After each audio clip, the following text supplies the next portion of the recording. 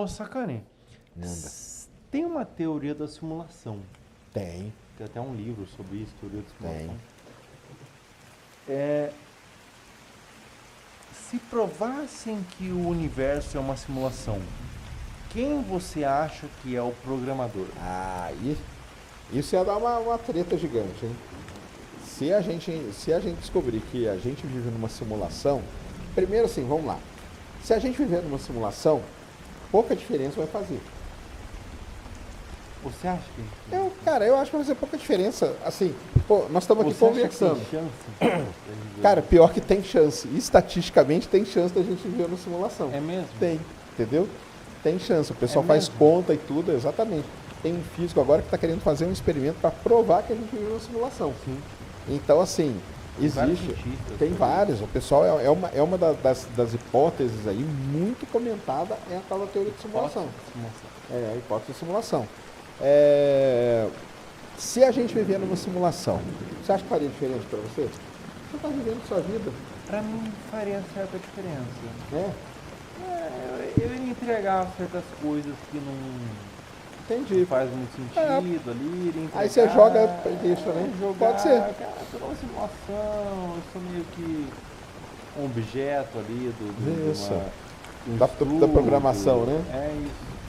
Agora, teria um impacto muito grande na questão religiosa se a gente descobrir, que vamos supor que a gente descubra amanhã, que sai um artigo falando, ó, descobrimos que a gente é uma simulação. O impacto religioso disso é gigantesco. Porque tem muita religião que vai acabar, muita religião que pode ser até criada. Não, com certeza. A primeira é essa aí, quem é o nosso programador, né? Isso. Como que programou a gente. Então, assim, é uma coisa a se pensar aí, né? É uma coisa a se atormenta alguns. E eu, cara, assim, se eu viver numa simulação ou não, só que se isso aqui, vai ser a minha realidade de qualquer jeito, entendeu? Se ela é uma realidade simulada, é a realidade que a gente está vivendo, entendeu? Então, não tem muito... Eu viveria, acho que tranquilo. Então, Eu acho que eu viveria tranquilo. Agora, religiosamente daria problema seríssimo. Socialmente, talvez, também, entendeu? Ia surtar. Aí ia surtar. É igual se a gente descobre que tem vida inteligente no universo. Vamos supor que amanhã a gente descubra, ó, existe sim vida inteligente. Eu acho que ia dar meio caos coletivo aí, em vários setores. Esses UFOs que aparecem... Isso aí isso aí já tudo... É tudo mentira. Não é que é tudo mentira. Assim, tem parte que é mentira, tem parte que é fraudulenta mesmo, mas a maior parte são fenômenos atmosféricos ou até mesmo Aquele artefatos. raio bola. Tem raio bola, tem sprites, tem uma série de blue jets, cara, tem uma série de fenômenos atmosféricos que a gente não faz nem ideia direito como que ele é. Tudo isso é uma grande coisa. E tem artefatos também criados pelo próprio ser humano, que a gente não conhece direito, entendeu? E que estão voando por aí e que às vezes passam em cima de algum lugar, entendeu? Então, hoje tem muitos satélites que é confundido com alienígena, porque de um tempo para cá, sei lá, de uns 10, 15 anos para cá, a órbita baixa da Terra mudou muito. Então a gente tem desses 12, 11 mil satélites, aí tem o quê? Starlink tem o quê? Uns 6 mil, né? 7.800. Então tem 7.800 satélites na órbita baixa da Terra. Da Starlink. Cara, isso é muito satélite numa região que há 15 anos atrás não tinha quase nada. Então você vê, antigamente a gente sabia até qual era o horário para ver o satélite. Hoje não, cara. Hoje tem satélite que passa 2 da manhã, 3 da manhã, 1 da manhã. Aí o pessoal chega para mim e fala, não, mas não pode ser satélite, porque era 2 da manhã. Eu falei, isso não podia há 15 anos atrás. Hoje pode ter satélite passando a qualquer momento. Então, essas mudanças tecnológicas que foram acontecendo. E o pessoal que não foi acompanhando do jeito que a gente acompanha aqui, na hora que você vê um monte de satélite, por exemplo, o Starlink logo depois que lança, vai um atrás do outro, assim, vai um trenzinho no céu. Muita gente vem aqui e fala, cara, o que é isso? É um ataque alienígena, entendeu? E não, são esses Starlink, entendeu? Então, então boa parte são satélites, são balões, são artefatos humanos, são fenômenos atmosféricos, entendeu? Então, nessa linha aí. Já perguntou aqui de viagem no tempo, Paulo Henrique. Boa tarde a todos. Sérgio, você acredita que em algum momento é possível de fato viajar para o futuro? Então, essa aí... Cara, viajar para o futuro é um negócio que quebra uma lei da física, né? Muito, muito violenta, né? que é chamada lei da casualidade, né? Que é o seguinte, né? Você vai ter como que é? Para você ter uma causa, né, de alguma coisa, teve que ter uma consequência. Por que nós estamos aqui? Porque teve meu pai, teve seu pai, teve sua mãe e tal. Aí a gente surgiu. Então, como que você vai ter um futuro, né? Você vai ter a consequência, entendeu? Antes da causa. Então, esse negócio de viajar para o futuro, ele quebra esse princípio aí da física. Pro passado. Pro passado a gente conhece, né? A gente já teve lá, né? No passado, não teve? Será que a gente pode voltar pro passado? Então, o negócio de viagem do tempo, cara, é um negócio que não... É muito complicado. Esse pessoal aí de física teórica fica em cima disso aí mesmo, entendeu? Trabalhando, mexendo ali nas equações e tentando ver, será que é possível e não é e tal. Aí tem, né, cara? De Volta pro Futuro, Vingadores. Então, por exemplo, quando o cara vai pro espaço, o tempo pra ele passa diferente. diferente. Não é meio que uma viagem no tempo. É mais ou menos, né? Igual lá no Interestelar, né? Lembra exato. que ele ficou... Por quê? Porque se você for pro espaço e conseguir atingir o que a gente chama de velocidade relativística, que é tipo 80 ou 90 ou 70% da velocidade da luz, aí as coisas começam a passar diferente. Que é o que acontecia ali no Interestelar, que cada minuto, lembra? Cada minuto aqui são não sei quantos anos na Terra, lembra disso? E aí quando ele volta para falar, então, isso aí existe um negócio chamado paradoxo dos gêmeos. Você tem um irmão gêmeo, seu irmão gêmeo sai para uma viagem relativística, quando ele voltar, ele tá novinho e você envelheceu. Entendeu? Então, uma viagem pro futuro, meio que dentro dessa tese, ela existe. Mais ou menos. Porque tu né? não tá indo para o futuro, tu tá indo para outro lugar, esperando o tempo passar e aí tu volta. Diferente isso. E aí é meio que uma viagem pro futuro, assim. O máximo eu acho que dá pra chegar o máximo que dá. de tese, assim. É isso. Agora, pro passado, tem alguma... Não. Alguma... É difícil, mesmo né? que uma equação que mostre que deva fazer? Ou é impossível? Nem um físico conseguiu Não conseguiram, elaborar não. alguma viagem? Não conseguiram. O máximo que dá pra brincar com a viagem no tempo é isso aí. É de você viajar perto da velocidade da luz e depois voltar, né? Que é quando o cara volta lá no Interestelar, ele tá novo e a filha dele Tá uma véia. tá velha. É. Né? E até chega um momento ali do filme que ele fala, poxa, agora a gente tá com a mesma idade, né? Mais ou menos. Eu acho que no livro do Kelly? Como é que é o nome do Scott cara? Kelly. Scott Kelly, ele também Ele fala. passou. Ele tinha um irmão, né? E quando ele volta, o irmão dele tá mais velho, né? Que ele.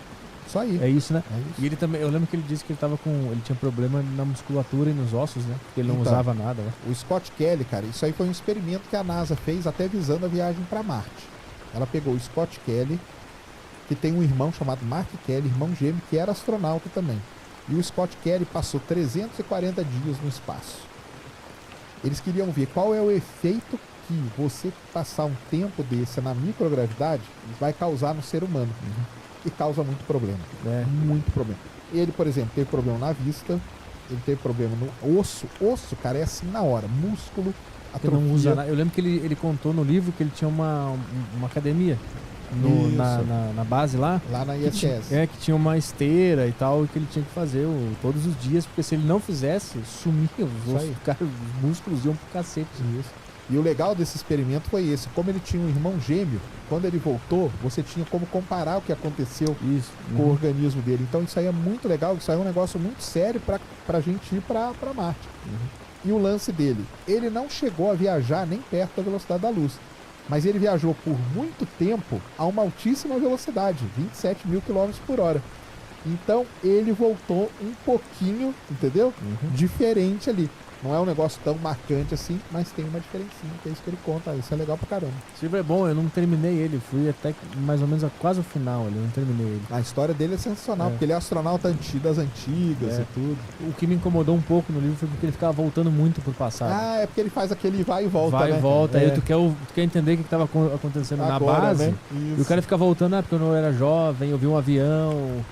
Puta, isso foi meio cansativo, mas o livro é bem legal. Como é que é o nome do livro? Esqueci o nome do livro. Scott Kelly, se pesquisar Scott Kelly, no Google aí, tem a cara dele aí. E a da Floresta Negra? A da Floresta Negra, Essa eu acho a mais interessante. essa eu acho a mais, assim... É a que me dá medo genuíno. É. É aquilo que dá, tipo, me tira o sono de noite, assim, que eu fico, tipo, ok, se essa parte for verdade, essa solução for a correta, a gente tá muito ferrado. Ou não também, porque a gente não tem como descobrir qual que é a intenção de uma outra civilização. Pode ser que todo mundo Tá todo esteja... mundo com medo. Exatamente, Tá sabe? todo mundo com medo. É um jogo como é o dilema do prisioneiro, assim, né? Tá todo mundo ali. Exatamente. Mas a ideia basicamente é que a gente nunca recebeu sinais ou mensagens de outras civilizações inteligentes, ou elas nunca deram a cara pela galáxia, porque justamente todas têm medo das intenções de uma das outras. Então, toda a vida pela galáxia é um constante jogo de vou me esconder porque eu não tenho certeza de quais são as suas intenções. Exato. E quem se revelar primeiro corre o risco de ser alvo de uma civilização berserker. Então, Então elas se misturam, as duas soluções. elas se misturam nesse ponto. Uma acaba saquei. virando a parte, digamos, as civilizações malignas da hipótese da Floresta Negra são geralmente as do berserker.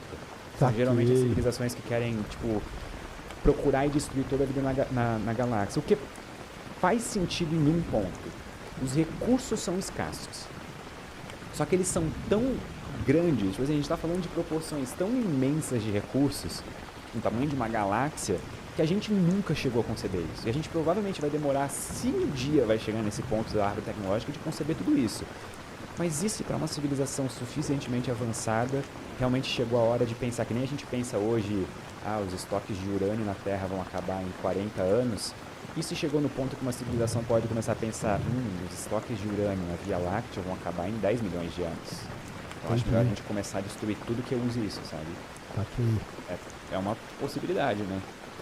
E ela tem, o pessoal entender, ela tem esse nome da Floresta Negra, que é a mesma coisa quando a gente entra numa floresta, né? Você não quer, sabe? Você não sabe que bicho que tá ali escondido, né? Eu odeio a sensação, por exemplo, de estar, sei lá, vai acampar e acender uma fogueira no meio do nada, sabe? No meio do escuro. Porque aí assim. você já deu sua localização. Já deu. Tipo, acende duas fogueiras, entendeu? E fica numa outra, sabe? Porque daí pelo menos pra tem enganar, 50% de chance de não ir na tua, sabe? Exatamente. Vai nas duas, tá todo mundo ferrado. E aí, nessa ideia da Floresta Negra, entra... Então é legal, né? Porque ela tem a ligação com o Berserker, mas ela tem a ligação com o sinal UOL, né? Tem. Porque a gente recebeu esse sinal. Uma vez só. E nunca mais se... Por que nunca mais se repetiu? E se foi uma civilização que Que chacoalhou um galinho da árvore ali, né? E agora a gente botou a cabeça pra fora dos galhos, assim, e a gente tá tipo, é o próximo, sabe? A gente agora tá só esperando. Pode ser. Mas aí o lance da gente... Então, aí o lance da gente mandar a nossa localização, que começou com o Carl Sagan, né? Sim. Que mandou lá no disco. Filho da mãe, Carl Sagan, você. Só que o dele ainda foi benéfico, se for para pensar, porque não era emissão de rádio, não. emissão eletromagnética. O cara Era um tinha que pegar o de ouro. disco, né? Tipo, alguém vai ter que achar a Voyager. Ela tem que emite achar o sinais, disco. mas eles são fracos, e são direcionados à Terra. Então, é uma dificuldade logística aí. Então, acho que ainda a gente pode fechar o olho assim e fingir que nunca aconteceu. Mas e aquela iniciativa da 2000 e alguma coisa, que a gente mandou uma mensagem para um aglomerado globular? Sim. Tu lembra? A mensagem é de cima, você diz? Não. Mais Mensagem nova é essa. agora. Mais nova. Sabe quais foram as mensagens? É. Uma coletânea de tweets. Porque era uma mensagem promocional. Mas aí então tá tranquilo, cara. Os caras falam, pô, esse bando de ignorante. Não vamos lá. Deixa, eles mesmos vão se matar um dia. Então, tipo assim, a gente faz... Os caras estão brigando por One Piece, cara. Imagina pega a treta do One Piece e manda pra uma civilização. Na hora que a civilização vem, vai lá, o quê? Os caras estão brigando por One Piece, cara. A gente não precisa ir lá matar esses caras, não. De jeito nenhum, eu vou passar longe. Vai que passa pra todo mundo, sabe? Tipo, Exatamente. Esses caras eles vão se matar. Mas então, porque aí ela junta com a do Berserker, né? Que a gente tá mandando sinal. Se o Berserker diz que todo mundo é todo mundo mal, e aí? Então, mas o Berserker não diz que é todo mundo mal, tá. que só precisa de Uma ser mal. E aí a gente começa a entrar num jogo de probabilidades. Certo. Por exemplo, se eu tô numa sala com 50 pessoas, concorda comigo que, mesmo sem conhecer ninguém, existe uma probabilidade não nula de alguém ali ter Claro. umas intenções não tão boas, digamos, sabe? Por própria, sei lá, natureza humana, coisa do tipo. Então já começa, sabe, a ficar... Imagina se a gente tem 1000 civilizações na galáxia e 999 são boas, que nem a gente. Mas basta uma, né? Aquele 1%, sabe? Só aquele... É 1% vagabundo. Exatamente. Literalmente, nesse caso. Então, aí é complicado. A gente mandando, né? E a gente mandando. Eu sou contra esse negócio de mandar, cara. Ou fizesse uma enquete mundial, né? E aí? A gente manda no lugar ou só fica ouvindo? Porque também ficar só ouvindo também é meio chato, né? É meio estranho, né? Tipo, é meio... Porque já parou pra pensar que se a gente tá ouvindo ativamente alguma coisa, a gente não se deu conta ainda? Tipo, sei lá, um sinal periódico de frequência extremamente baixa ou alguma coisa do tipo, que a gente ainda não se ligou que, tem um padrão aqui, sabe? Sei lá, se os Exatamente. picos da onda se juntam cada, sei lá, 30 anos, sabe? Uma coisa bizarra, assim. Ou se a gente estiver apontando pro lado errado também, né? Tá ouvindo pra lá e tá vindo aqui de trás, alguma coisa assim, né? Essa, pra mim, vai ser tipo assim, a maior dúvida que a gente pra sempre vai ficar. Como a gente nunca ouviu de volta o sinal WOW, Aham. o próprio design do Big Ear, daquele telescópio, era aquele design que é tipo duas faixas simultâneas sendo visualizadas no céu, né? Porque Isso. daí que vem o nome, é o Big Ear, que é como se fossem duas Duas orelhas, né? orelhas. E pra mim a maior dúvida sempre vai ser essa, de será que o sinal foi um erro, um ruído estatístico, alguma coisa que deu errado, ou, sei lá, alguma origem não sintética para aquele sinal, ou até mesmo terráquea a origem, ou será que isso foi alguma coisa que realmente veio de fora e durou só aquele tempo, a gente não tem como confirmar de onde que veio. Porque o próprio local da galáxia, de onde veio, dependendo de qual das duas faixas de orelha tiver sido a origem verdadeira do sinal, a gente tem locais completamente diferentes, setores completamente diferentes da galáxia. E aí? O que a gente faz? Mas aí você acha então, que o WoW então foi o cara colocou ali, balançou o galho, viu que a gente registrou e aí Assim, se ó, escondeu. Por tudo que eu li para fazer o vídeo do sinal WoW, eu tenho opinião pessoal de que eu acho que até hoje é a melhor evidência de vida fora da Terra. Não acho que é uma prova, não acho que é uma mensagem que veio de alienígenas. Mas assim, se a gente tem um lugar para começar a procurar, eu acho que o sinal WoW talvez seja o melhor, até hoje. Ok. Mas e se o cara balançou ali o galho e foi pro outro lado também? Imagina, pode ser uma tática também, né? Imagina assim, ó. A tática das duas fogueiras Imagina lá. Ó. por- Aí só tem que criar uma hipótese, cara, pra solução do paradoxo de Fermi, ó. A teoria das duas fogueiras. Aí, ó. Eu tenho uma ideia ainda melhor. A gente descobre vida fora da Terra, a gente vai até eles, emite um sinal e sai correndo. Sabe? Entendeu? A gente bota a cabeça pra fora do galho neles e volta pra Terra correndo. Mas aí é muito arriscado, né? Tá doido. Então, a gente soluciona o problema, a gente vê o que acontece. Se eles morrerem dentro de 50 milhões de anos, a gente sabe que tem uma civilização maligna na galáxia, entendeu? Matemática muito simples. Exato. Então é isso, né? Os caras se esconderam e a gente... Vamos ver, né? O que vai acontecer. Mas o paradoxo de Fermi, ele cria várias outras coisas também, né? Tem os filtros, Sim. né?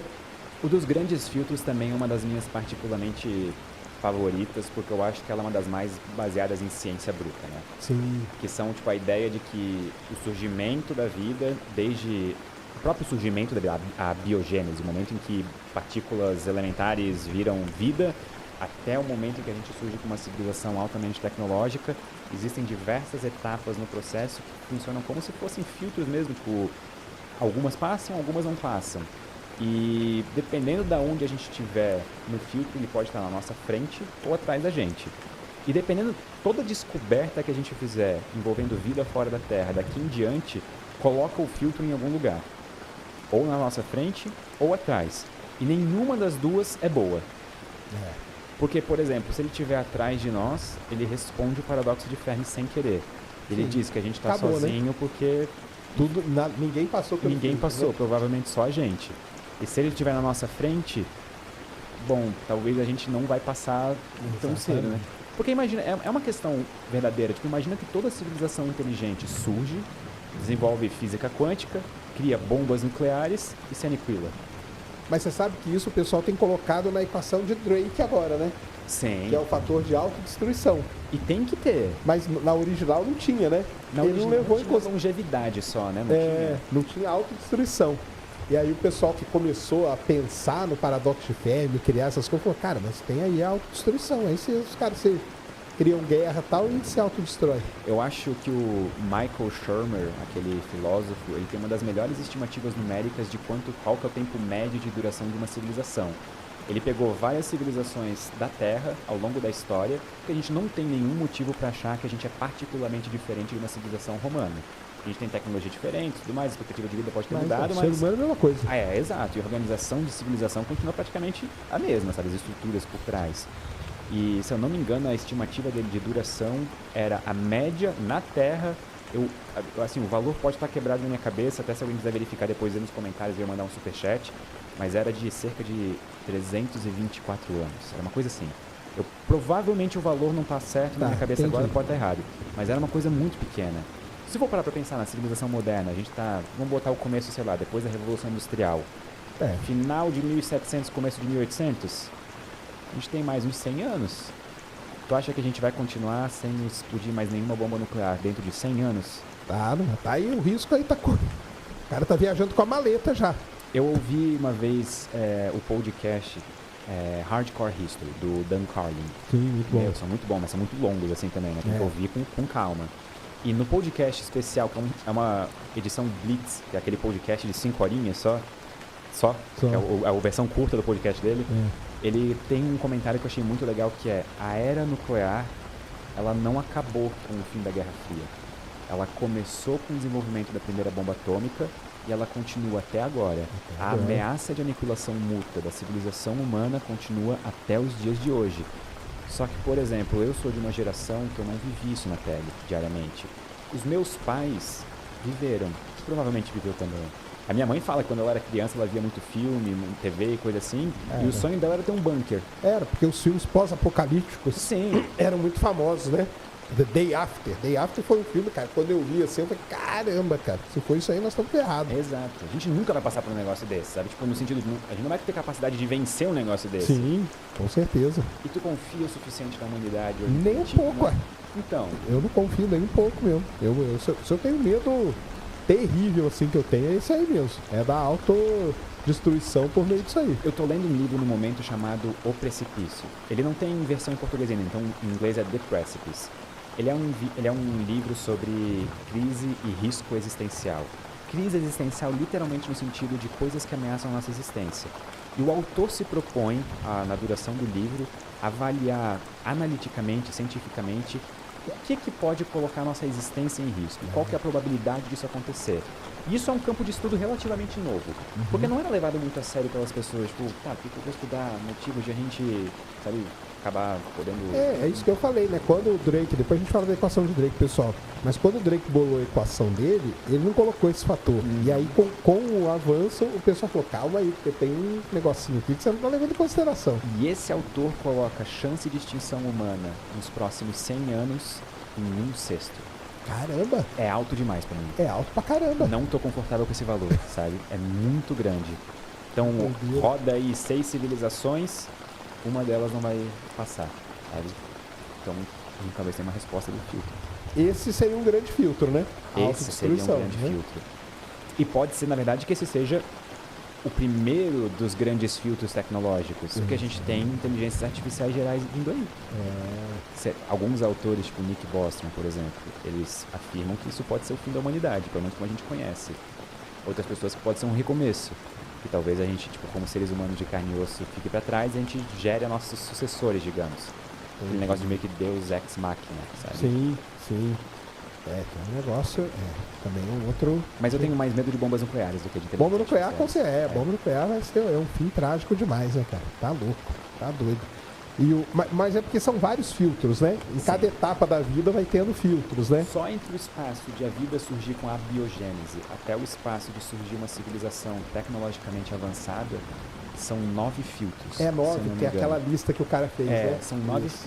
E assim, cada autor bota os filtros onde ele quiser também, né? Porque é um campo de estudo em ascensão, em desenvolvimento. Então, tem um filtro que vai da biogênese ou de moléculas essenciais para a vida para o mundo de RNA, depois que vai para unicelular, multicelular, e assim vai. Continua a lista. Reprodução, propagação, né, da espécie, vai indo, né? E por isso que em 2000 quando que foi o ano que... Lembra daquele meteorito marciano que acharam na Antártida? Pô, que... 1996. 96, que tinha o ALN supostos... 84001, que era um micróbiozinho, que o Fantástico mostrou também. O Fantástico mostrou na televisão. Aliás, esse meteorito ele é muito importante para a volta da exploração marciana, sabia, né? Por quê? A exploração marciana, a gente foi Projeto Marine e Projeto Viking. Depois do Projeto Viking, a gente não achou vida nem nada, ficou parada a exploração de Marte. Aí ela foi voltar em 97. Aí mandaram sonda, as sondas se perderam e tudo. E ela foi voltar em 97, graças a esse meteorito. Porque ele viu aquelas estruturas ali, ficou aquela dúvida. Pô, será que aquilo ali é vida ou não é? Bem, cara, tá na hora da gente voltar lá. E aí voltou a exploração marciana por causa daquele E meteorito. o chato é que é totalmente inconclusivo, né? Tipo assim, não tem como tomar conclusões com base nesse meteorito, né? Tipo, ele tipo, nem pra sim, nem pra não. Ele é simplesmente, não dá pra fazer dados com isso aqui. Não tem, é isso mesmo. E aí por isso que resolveram voltar a explorar Marte. Aí começou os rovers e tal, que é essa era que a gente vive hoje. Então foi aquele meteorito lá. E esse meteorito foi importante para iniciar essa discussão do grande filtro de uma maneira mais desenfreada. Sim. Porque foi ali que começou a galera a perceber, pera, vamos supor então que a gente vá para Marte e ache vida microbiana fóssil. Cara, isso não é uma boa notícia. Isso significa provavelmente que a gente passou pelo grande filtro e a gente tá sozinho. Agora vamos supor que a gente encontra vida, sei lá, multicelular. Então talvez o filtro tá à frente ainda. Então, Nós vamos passar. nenhuma resposta é uma boa resposta. Não é boa, Eu tinha né? um amigo uma vez que me falou uma frase que ficou comigo, presa, que é: não faça perguntas para as quais você não quer saber a resposta. E aí eu fiquei pensando, cara, mas eu quero saber a resposta, eu tenho essa curiosidade, então qualquer, mesmo positivo ou negativo, eu quero saber se a vida existe ou não fora do Muito universo. lugar. Né? Um filme que é muito comentado, e eu confesso que eu ainda não assisti, mas eu vou assistir porque o Sérgio já me recomendou aqui. Aí. É o Interestelar. Deve ser muito difícil até para algumas pessoas entenderem, né, Sérgio? Pior que não é não, Porque- porque o Christopher Nolan ele explica bem direitinho, viu? E quais são os principais temas ali abordados? Porque falam muito em buraco negro. As pessoas têm dificuldade de entender o que é isso, né? Acredito eu. Interestelar é um filmão, filme do Christopher Nolan, que tem a curadoria ali de um grande físico chamado Kip Thorne. O cara é ganhador do prêmio Nobel e tudo. Ele que ajudou a fazer o filme. Ajudou mesmo, muito. Assista, acabou de fazer 10 anos o Interestelar agora. Foi até relançado no cinema. Foi até Mas tá relançado. passando agora ou não? Agora, eu não sei se ainda tá passando, mas ele passou por um tempo aí, lançaram até em IMAX e tudo, entendeu? Legal. Porque fez 10 anos do filme agora. Então, ali aborda essas temáticas, né? Principalmente buraco negro, viagem, mais ou menos viagem no tempo seria, né? Também, meio ali. Planetas que orbitam buracos negros e buraco de minhoca. Aí eu que a li, gente eu fala, vi sobre né? isso. Eu falei, depois eu vou perguntar pro Sérgio sobre isso daí direito. Então, assim, qual que é a temática do filme, né? A Terra está sendo destruída por nós mesmos, está tendo muita tempestade, você não consegue plantar mais nada, tudo que você planta é destruído, a gente tem que arrumar um lugar para fugir. Olha aí, ó, tá vendo? No filme já trata disso. E aí descobrem que perto de Saturno tem um buraco de minhoca. Então vamos lá, o que é um buraco de minhoca e por que tem esse nome esquisito, né? Que não tem nada a ver com minhoca, né? É o seguinte, o Albert Einstein, lá em 1915, em 1905, 1915, ele bolou uma teoria que é muito famosa, chamada teoria da relatividade. Uma teoria que mudou aí o mundo da física, que ela conseguiu resolver vários problemas, principalmente relacionados com a origem do universo e com alguns problemas de astronomia que a gente não tinha resposta, a relatividade resolveu. Quando ele faz a teoria da relatividade, outros físicos começam a pegar as equações dele e trabalhar essas equações. E quando você começa a trabalhar as equações matemáticas, começam a aparecer coisas ali que você não tem muita explicação. Mas aí entra uma coisa importante. Teoricamente elas existem, porque você resolveu. Não quer dizer que elas existem experimentalmente de verdade. Então tem essa primeira coisa que a gente tem que falar. A física, ela tem isso. Tem a parte teórica, que você vai lá e tira toda a teoria. A matemática está direitinho e tal. Agora, observar é outra coisa. Às vezes a gente não consegue observar ainda. Então, por exemplo, a primeira grande coisa da teoria da relatividade foi o buraco negro. Buraco negro, que ele começou a ver que quando estrelas muito grandes morriam, não sobrava nada. Sobrava apenas uma região no espaço ali com a gravidade muito alta. Aí, tanto que o Einstein nunca deu esse nome, tá? Esse nome buraco negro ele vai vir décadas depois, 1960 só, porque o astrônomo para dar nome, ele não é lá muito bom. Então, Primeiro, fala buraco negro, muita gente acha que no universo tem um buraco, né? Não tem buraco nenhum. É uma região. Ali naquela região morreu um objeto. Aquele objeto era muito denso e a gravidade é relacionada com a massa. A gravidade ficou tão forte ali que a velocidade para você sair daquela região, ela é mais alta que a velocidade da luz. Então você não consegue sair. Se a velocidade da luz é a coisa mais alta que tem, como que a gente sai? Aí fica escura aquela região, daí vem o nome buraco negro. Perfeito. Então, veio isso. Durante décadas e décadas, isso era só teoria. Só teoria. Até que agora, depois de muitas décadas, na década de 80 conseguiram ver os primeiros, e agora a gente já tem a foto de 2 buracos negros. Então, o buraco negro é uma coisa que começou como teoria, e hoje a gente já tem a foto. Tá aqui, ó. Isso aqui é um buraco Evidência. negro. Tem Evidência ali observacional. Nessa brincadeira toda com o buraco negro, um cara vem, um outro físico vem e ajuda o Einstein em algumas equações ali. Esse cara chama Rosen. E eles veem, na hora que eles estão resolvendo as equações, que se eles colocassem um buraco negro de um lado e outro do outro, teria como ligar esses 2 buracos negros. Eles chamam isso de ponte de Einstein-Rosen. Porque a teoria foi esses 2 caras que fizeram. Só que esse nome ele é muito complicado. Então, décadas depois, dão o nome para essa ponte de wormhole.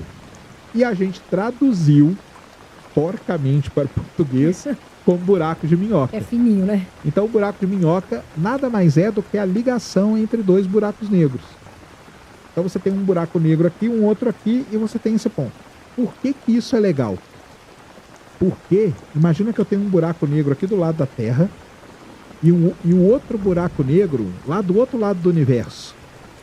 Eu não precisaria atravessar o universo inteiro para chegar lá. Eu entro aqui nesse buraco negro, atravesso essa ponte. Já pega esse atalho. Atalho. É um atalho no universo. Exatamente isso. E saio lá do outro lado. Então, isso é que é muito legal. Aí vocês vão falar, e o buraco de minhoca? Não detectamos nenhum até hoje. O que a gente tem é a teoria. A teoria tá linda lá, descrita pelo Einstein, pelo Rosen, bonitinho, todas as equações e tal. Observar um buraco de minhoca? Ainda não observamos. Será que vamos observar? Não sabemos. Pode ser que nunca, pode ser que a gente observe daqui 20 anos. Foi o que aconteceu com o buraco negro. Sim. O buraco negro levou, sei lá, quase 100 anos para observar um. Pode ser que leve 100 anos para observar um buraco de minhoca também. Ou seja, não tem uma evidência, mas é algo que já se... Tem uma evidência observacional, observacional. mas a teoria está pronta.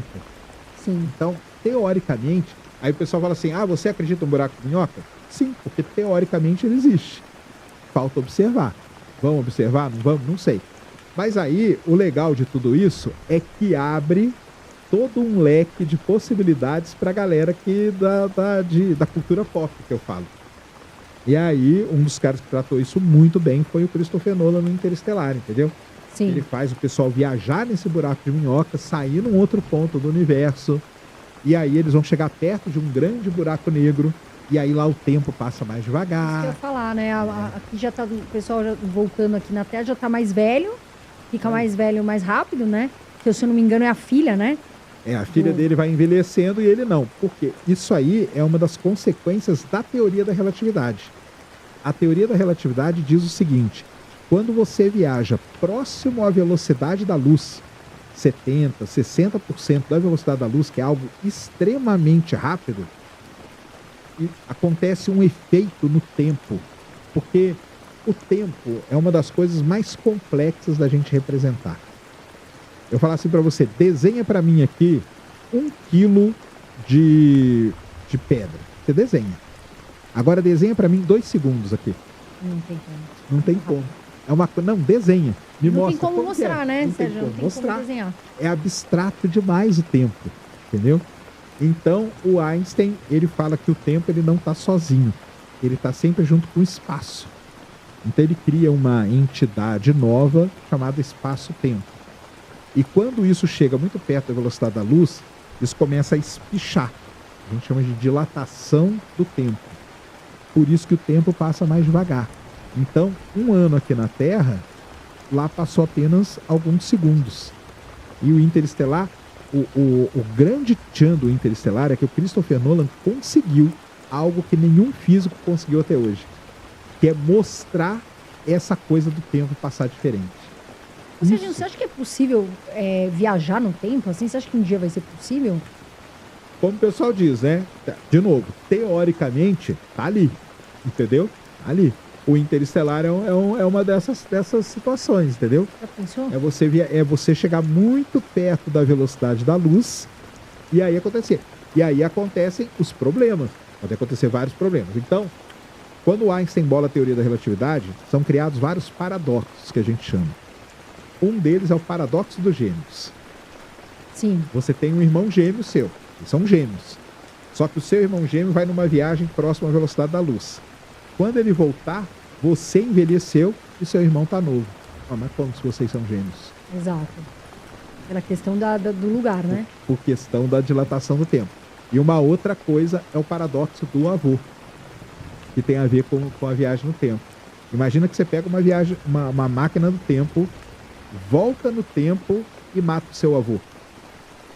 Como que você está vivo? Exato. Se seu avô morreu, Mas você não tem seu pai. Se não tem seu pai, não tem você. Exatamente. Então criam-se essas coisas. E aí, de novo, a cultura pop aproveita isso demais. Então, eu até vi aqui na porta que tem o pôster do De Volta para o Futuro. O De Volta para o Futuro, ele trata a viagem do tempo de um jeito. Que é essa aí, você não pode interferir no passado. Porque se eu mudar o passado, eu vou criar uma sequência de eventos que vai mudar o futuro. Agora, todo mundo já deve ter visto, se não viu, veja também, os filmes da Marvel. Sim. Já viu, né? Homem-Formiga, Ultimato e tudo.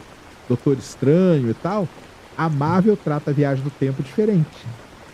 Ela trata que você pode voltar, só que quando eu volto no tempo, imagina que eu voltei para, vamos pôr aqui, voltei para 10 anos atrás, quando o Brasil tomou 7-1 da Alemanha, 2014. Eu fiz uma máquina do tempo e voltei para lá. Pelo De Volta para o Futuro, eu interferiria no resultado. Não pode. Não posso, porque isso vai criar uma cadeia de eventos. No caso da Marvel, não tem como eu interferir no resultado. Eu volto lá para 2014, no dia do jogo, a partir dali é criada uma outra linha do tempo aqui, paralela. Então, o que acontecer nessa linha paralela aqui não vai interferir na linha do tempo que aconteceu. Então, aí são as maneiras. E por que tem essas diferentes interpretações? Porque tem diferentes maneiras de você resolver essas equações. Está tudo ligado na relatividade. Então, dependendo do jeito que você resolve, você tem uma solução. Dependendo do jeito que você resolve, você tem outra.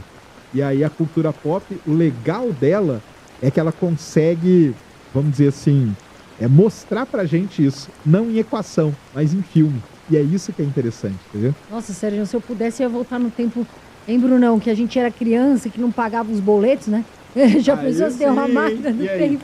Volta, não vamos pagar boletos dessa vez, né? Queria ali uma realidade paralela sem boleto, né? Sem aí, boleto. Pronto, já tava bom, né? A gente sofre efeitos relativísticos? Nós não. Por que não? Porque a gente está dentro da Terra, dentro da atmosfera terrestre. Não estamos e se tal. mexendo. A gente vive num sistema newtoniano, que a gente chama. Mas aí vem aquele clássico problema de vestibular, né? Do astronauta viajando muito rápido e daí um gêmeo fica mais velho. Mas aí porque esse astronauta ele foi para o sistema relativístico. Foi pro sistema relativístico. Exato. Porque aí o astronauta, isso aí chama-se paradoxo dos gêmeos. Tá. Foi previsto pelo Einstein. Caralho, o cara fez tudo, velho. Se você pega um astronauta, coloca ele numa nave e ele viaja a, sei lá, 70% da velocidade da luz, o tempo para ele passa diferente. Quando ele voltar, ele tá novo. E o irmão gêmeo dele que ficou aqui tá velho. Mas como que pode se eles são irmãos gêmeos? Entendeu? Entendi, velho. Mas Então, entender é diferente do que outra diferente de coisa. compreender. De compreender, velho. É que é muito louco, cara. É muito louco, velho. Relatividade ela é muito louca, velho. Mas ela explica muita coisa, entendeu? O que é um buraco negro? Vem da relatividade Vem da também. relatividade também. Exatamente. Então vamos lá, buraco negro é o seguinte. As estrelas, lembra que a gente falou que a estrela tem uma vida, né? A estrela nasce, ela vive e ela morre, beleza? As estrelas, a vida da estrela depende da massa dela, de como ela nasce. Então, como que a gente divide isso? Estrelas que são parecidas com o Sol, que têm a mesma massa do Sol, vamos dizer assim, e estrelas muito mais massivas que o Sol. Então, tem esses dois grupos aqui. As estrelas que têm massa parecida com o Sol, elas vão nascer, viver igual o Sol e vão morrer como uma anã branca, que a gente chama. O que vai acontecer com o Sol? O Sol ele vai começar a crescer, vai virar uma gigante vermelha, vai engolir Mercúrio, Vênus, Terra, talvez Marte, vai ser tudo engolido pelo Sol. Depois ele vai perder essas camadas de gás aí, porque ele não vai conseguir segurar elas, e vai virar uma estrelinha anã branca, bem pequenininha, super densa e tal. Esse é o fim do Sol. Se você faz essa conta para uma estrela que tem uma vez a massa do Sol, dá a mesma coisa, 2, 3, 4, 5, tudo isso dá a mesma coisa. É o ciclo de vida. É o ciclo de vida. Quando você chega em 8 a 10 vezes a massa do Sol, aí muda. Aí uma estrela já tem muito mais massa. Aí a sequência da vida dela, ela vai virar uma super gigante vermelha e vai chegar um momento em que ela vai... O que acontece dentro da estrela, para explicar para o pessoal, é que está tendo fusão nuclear. Então, o hidrogênio hoje, ele está colidindo e virando hélio. Depois o hélio vai virar carbono, depois oxigênio, nitrogênio, e aí você vai seguindo a tabela periódica toda ali. Tá. O tempo todo, todos os elementos sendo formados. Isso. O Sol, ele vai chegar num determinado elemento ali. Talvez carbono e tal. Tá. É o máximo. Uma estrela que é muito grande, que tem mais que 8 vezes a massa do Sol, ela consegue queimar, entre aspas, até o ferro, que é o elemento mais pesado que tem. Tá, entendi. Quando ela queima o ferro, ela está muito grande, ela não consegue suportar esse peso dela gigantesco. E ela cai sobre ela mesma. Colapsa. Colapsa. Tipo o submarino. Sei lá. Isso. Ela colapsa, só que na hora que ela colapsa, quando tá para colapsar totalmente, ela explode. A gente chama isso de supernova. Então, supernova é uma implosão seguida de uma explosão de uma estrela muito grande. Tá. Beleza? Até aí? Então, show. Quando essa estrela explodiu, ela não foi destruída totalmente. Sobra um caroço dela. Tá? Agora vamos pegar esse caroço aqui. Se esse caroço tem uma vez a massa do Sol, caroço só agora, tá? A estrela já explodiu. 2 vezes a massa do Sol, ele se comporta de uma maneira. Ele se transforma no que a gente chama de uma estrela de nêutrons. O interior desse caroço, ele vira uma sopa de nêutrons e tal, de átomos, e vira um negócio, entendeu? É um objeto chamado estrela de nêutrons. Que a gente não sabe muito também. Não, sabe até bem. É? Sabe até bem. A gente conhece bem, o pessoal estuda e tudo. Mas rola alguma coisa se tu for lá, assim, tipo, sei lá, alguma deformação louca na matéria, espaço? Não, ela não tem. Não tem. Não. É só essa sopa. É. Tá. Agora, se esse caroço, lembra do caroço lá? Se ele tem mais que 3 vezes a massa do Sol, beleza?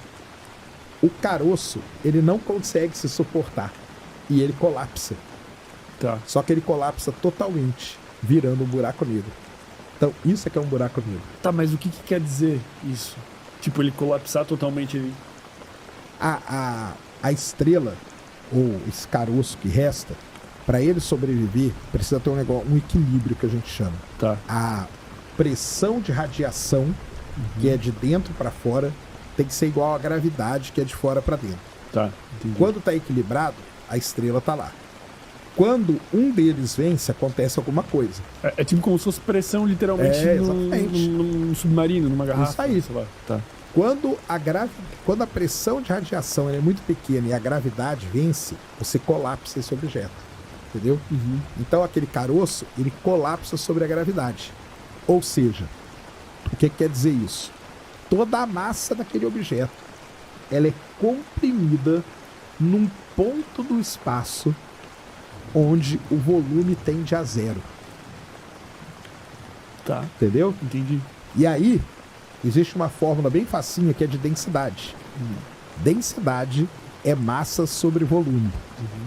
Na matemática, se alguma coisa tende a 0, E você não existe divisão por zero, beleza? Sim. Mas existe tender a zero. Se ela tende a zero, a densidade daquele objeto Entendi, enfim. tende ao infinito. Então é isso que acontece. Isso é um buraco negro. Tá, mas aí o que acontece na prática em volta disso? Porque Isso aí. O que acontece é o seguinte: se a densidade dele tende ao infinito, ele faz uma deformação gigante no espaço-tempo. Lembra lá que tem mesmo as sendo um bolinhas? ponto muito pequeno, Mesmo sendo um ponto, mas é de densidade infinita, cara. ele fica com uma massa muito superior ao Sol. Muito. Não, muito. Ou Pode ser três vezes. 4 vezes. Mas tá. o problema não é a massa. O problema é a densidade. Entendeu? Entendi. Então, o Sol, ele deforma o espaço-tempo de uma certa maneira. Um buraco negro, ele cria, aí que vem o nome, né? Basicamente, é como se ele criasse um rasgo nesse tecido. De tanto que ele deforma, ele cria um rasgo ali. Entendeu? E o que acontece quando tu... A gente consegue ver buracos Então negros? vamos lá. Tudo isso que eu expliquei é a origem do buraco negro. Tá. Só que esse buraco negro, lembra que eu falei que ele nasce da morte de uma estrela? A gente chama ele de buraco negro estelar. Então, a gente tem buraco negro que é 5 vezes a massa do Sol, 10 vezes a massa do Sol, 20 vezes a massa do Sol. Aí o pessoal, poxa, mas só isso? É só isso, só que lembre-se que é tudo isso comprimido num volume que tende a zero, tá? Beleza. Quando a gente olha para o centro das galáxias, a gente vê um objeto muito parecido com esse, que é um buraco negro. Só que a gente chama ele de buraco negro supermassivo. Tá. Que ele tem milhões de vezes a massa do Sol. Ou bilhões de vezes a massa do Sol. Entendeu? Aí você vai perguntar, como que a gente sai de um buraco negro pequenininho para esse supermassivo? A gente não sabe ainda muito bem. Mas pode ser que, normalmente, você tem lugares no universo que você tem 2 buracos negros. E eles vão e colidem. Um choca no outro. Então, se você tem um de 5 vezes a massa do Sol e outro de 5, no final você gera um maior do que de 5. Não é uma soma simples, porque parte disso aí gera o que a gente chama de onda gravitacional. Uma sobra de energia. Mas gera um de 9 vezes a massa do Sol. Aí você pega um de 9 com outro de 9, vai gerar um de, sei lá, 17. Um 17 com 17 vai gerar um 30 e alguma coisa. E aí eles vão se fundindo. E vão crescendo de tamanho. E eles têm a tendência, inclusive, de se encontrarem, Sim. vamos dizer, porque eles têm uma gravidade muito forte. E tem muito sistema binário no universo. O que é um sistema, Sistema binário que tem 2 estrelas. Entendi. E aí, às vezes, você tem essas situações aí. Isso aí tem bastante. Tá. Então, o que a gente entende hoje é que o buraco negro de massa estelar, ele vira um buraco negro de massa intermediária por essas fusões, que vai ter aí talvez milhares de vezes a massa do Sol. E aí, se você começa a colidir buracos negros com milhares de vezes a massa do Sol, rapidamente você chega num buraco negro de milhões de vezes a massa do Sol. Tudo aí vira uma galáxia, possivelmente. Não, aí é o que está no centro da No galáxia. centro da galáxia, isso. No Que é um centro. buraco negro supermassivo. Mas tem questões muito importantes nisso aí ainda, tá? Porque, por exemplo, quando a gente olha para o universo muito distante, lá perto do Big Bang, a gente vê buracos negros supermassivos. E aí, quando você vai fazer a conta, todo esse caminho que eu falei não bate. Por quê? Porque não dá tempo dele crescer tanto assim. Mas isso não indicaria que a estimativa do tempo de vida do universo... Indica que deve ter algum processo Que acelera... que acelera o crescimento do buraco negro, que é o que os astrônomos estão estudando hoje, entendeu? Pode ser que lá, lembra que eu falei que o buraco negro nasce de uma estrela, né? Hoje tem uma ideia que lá no início do universo a gente tinha nuvens de gás e poeira gigantescas, do tamanho de uma galáxia. E essas nuvens, elas eram tão massivas que elas colapsaram e formaram buracos negros grandes, entendeu? Entendi. A gente chama isso de buracos negros primordiais. Só que isso ainda não é um negócio definitivo, tá? Está sendo estudado. Como nada é... Nada. Algumas Nada coisas é tipo, definitivo. meio que são um consenso atual, mas nada é definitivo. Nada. Mas é isso aí, a história do buraco negro. Então você tem buraco negro de massa estelar, que a gente detecta por onda gravitacional, hoje com aqueles instrumentos que a gente tem. Buraco negro de massa intermediária, esse é difícil de detectar, tem um ou outro candidato que precisa ser confirmado. E os supermassivos, que a gente vê. Tem até foto já no centro da Via Láctea, M87 e vários por aí. Aquela foto do buraco negro do Interestelar, assim. Isso, então lá seria um supermassivo. Tá. E você tem também os buracos negros primordiais, que são esses que podem ter nascido de colapsos de grandes nuvens de gás e poeira lá no início do universo. Então seriam esses 4 tipos, vamos dizer, de buracos negros. Como é que é possível a gente observar um buraco negro? Tipo, por que a gente pode? Então, Como é que a luz vem? a O que luz a gente não tá vem. vendo? A Tá. luz não vem. Então, o buraco negro em si a gente nunca vê. Se eu estiver fazendo perguntas sem sentido, também tu me pode avisa. perguntar, cara.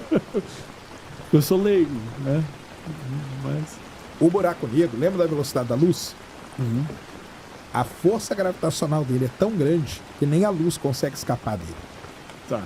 Então a gente não consegue ver o buraco negro. Não consegue, tá? Então, os de massa estelar a gente vê por quê? A gente não vê. Quando 2 buracos negros de massa estelar colidem, eles geram onda gravitacional. E a gente detecta a onda gravitacional aqui da Terra. Como a gente simula no computador a onda, a gente sabe que foi 2 buracos negros. É tipo, sei lá, 2 bolas de boliche invisíveis Exatamente. se chocam na areia da praia. Tu não vê elas, mas tu vê a areia em Isso, volta. exatamente Um negócio isso. Exatamente isso. Tá. Quem previu isso? Assim. Einstein. Einstein. Filho da... O cara é foda. O cara é foda. Os supermassivos, a gente não vê eles também. Aí você vai falar, como tem foto dele, né? Tá. Então vamos lá. O buraco negro da Via Láctea chama Sagitários A Estrela. Ele fica bem no centro da nossa galáxia.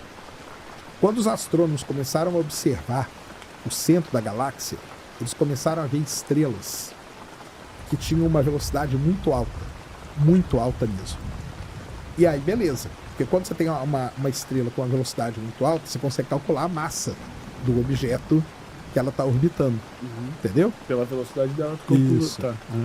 Quando eles calcularam a massa, chegaram numa massa de 4 milhões de vezes a massa do Sol. Ou seja, só pode ser um buraco negro.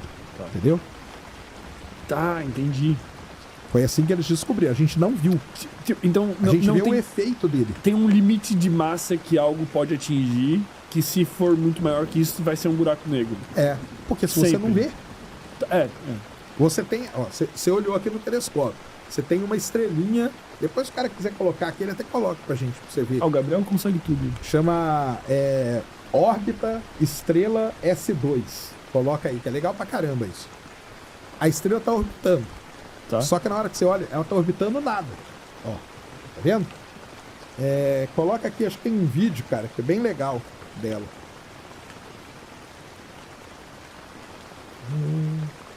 Aqui, ó. Esse aqui, ó. O de baixo aí, Gabriel. Isso aí. É.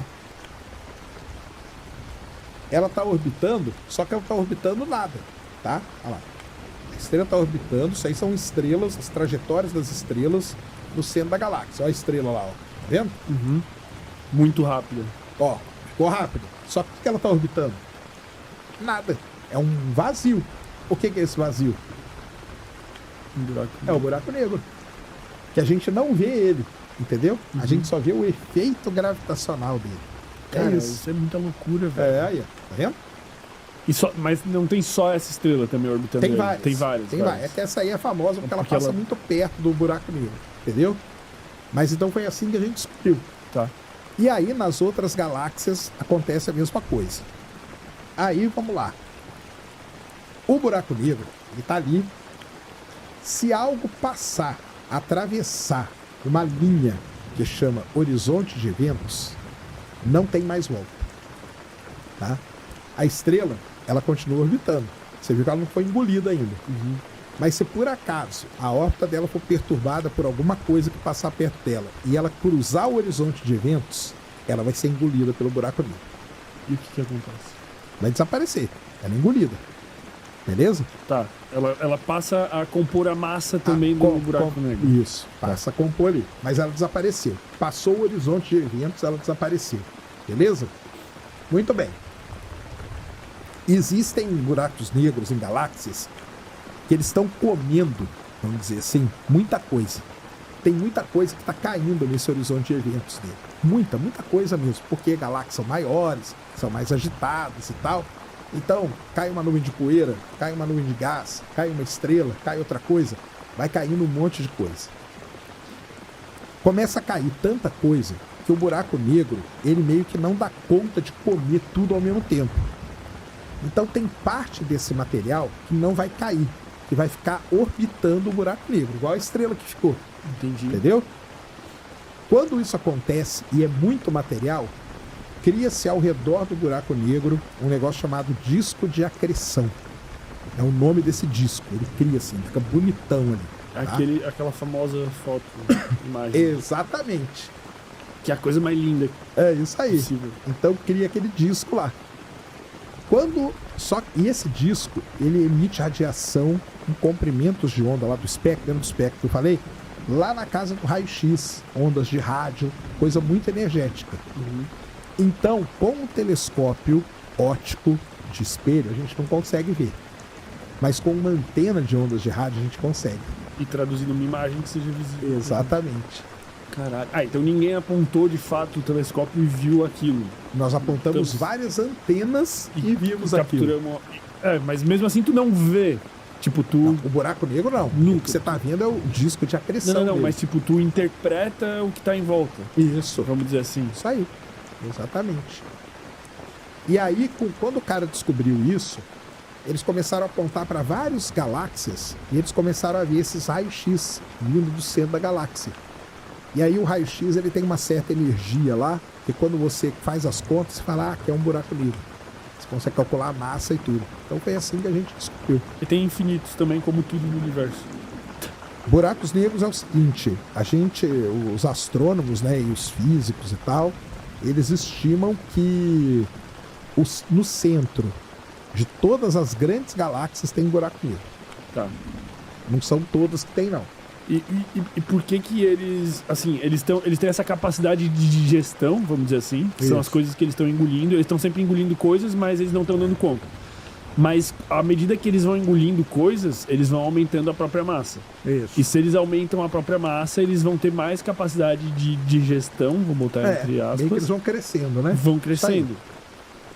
Então a tendência é, num tempo infinito, eles engolirem tudo. Seria num tempo infinito, né? Então a gente não sabe se eles podem engolir tudo, né? Mas é a tendência, tipo, sei lá, daqui 1000 anos os buracos negros vão ter engolido mais. Pode ser que ele limpe uma região ali e depois as coisas não caiam mais nele, entendeu? Entendi. Porque só cai se você cruzar o horizonte de eventos. A estrelinha lá, tá lá orbitando. Normal. Aquela ali tá no limitex ali. Ela tá, tipo... tá no limite.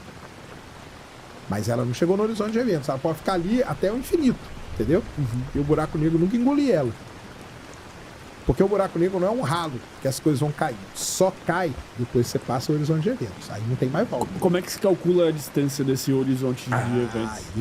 É foda. É foda. Mas tem, tipo, é calculável. Eles sabem onde que é. Eles sabem, tipo, tu tem uma bolinha de gude aqui, tu não pode chegar a 30 km dessa bolinha de gude, senão fudeu. Isso aí foi um amigo do Einstein que calculou. Aliás, é uma história muito legal, porque o Einstein ele fez a teoria da relatividade e várias outras pessoas estavam trabalhando naquilo ali também. Um desses caras é um nome muito complicado, chama Schwarzschild. Ele calculou o horizonte de eventos. Chama até raio. O horizonte de eventos é o nome popular dele e o nome científico é raio de Schwarzschild. Entendeu? E aí você calcula. Você pega as equações do Einstein lá, por um buraco negro de tantos milhões de vezes a massa do Sol, o horizonte de eventos é de tanto tamanho. O outro é tanto. Aí você vai calculando. E testaram se esse cara tá certo? Testaram. Testaram. Como que testa isso? Observando. Vendo, tipo, o objeto chegou tão próximo, deu merda. Porque hoje a gente já observa objetos sendo engolidos pelo buraco negro. Isso é legal pra caramba. Cara, é muito legal a astronomia, velho. Aí esse efeito aí chama efeito de ruptura de maré. Você tem um buraco negro, Você tem a estrela aqui. Imagina aquela estrelinha lá. Vamos supor que alguma coisa, uma outra estrela, perturbou a órbita dela. E ela encostou no horizonte de eventos. Ela é engolida. Só que ela não é engolida direto. Ela é puxada. Ela é espaguetificada, que chama. Tipo, se desintegra? Ela é engolida igual um espaguete. Ah, ela vai sendo... Exatamente. Entendi. Ela vai espiralando ali até... E quando acontece isso, e você está observando o buraco negro com o espectro, tudo é espectro na astronomia, tá? Tá. Pouca coisa é imagem, tudo é espectro. No espectro você vê um pico gigante assim. Aquele pico quer dizer o momento que a estrela foi engolida. Então hoje a gente já observa estrelas sendo devoradas por buraco negro. O tempo todo. O tempo todo não, mas observa algum. Porque a taxa de alimentação do buraco negro, ela... Aí entra o negócio de tempo, né? Igual a gente estava falando, né? Então, por exemplo, o nosso aqui da nossa galáxia, a estimativa é que ele engula uma massa solar a cada 10 mil anos. Essa seria a alimentação dele, Tá. entendeu? Não é tanto. Não é tanto. Só que... Tô perdendo a humildade aqui com o universo, tô ficando mal de vida. tem buracos negros que a taxa de alimentação deles é muito maior, entendeu? Tá. Sei lá, uma massa solar a cada 500 anos, 1000 anos, 800 anos, coisa do tipo. Como que a vida se comporta perto de um buraco negro? Cara, você estando fora do horizonte de eventos, tá tudo bem. Mesma coisa que... Só que é relativístico. Tá, por causa da grande massa dele. O tempo vai passar diferente. Vai passar mais rápido. É o filme lá do Interestelar. Quando eles descem e vão no planeta de Miller. Posso te contar uma coisa? Ah. Eu não assisti Interestelar Pô, ainda. então Sabe por quê? assista Não, hoje. mas eu vou te dizer por quê. Porque eu tenho certeza que eu vou amar. E sabe quando tu sabe que tu vai amar uma coisa e tu tá, tipo, guardando ela pra um momento especial? Assista pô? várias vezes, assista todo mês, cara. É bom demais. Pode deixar, velho.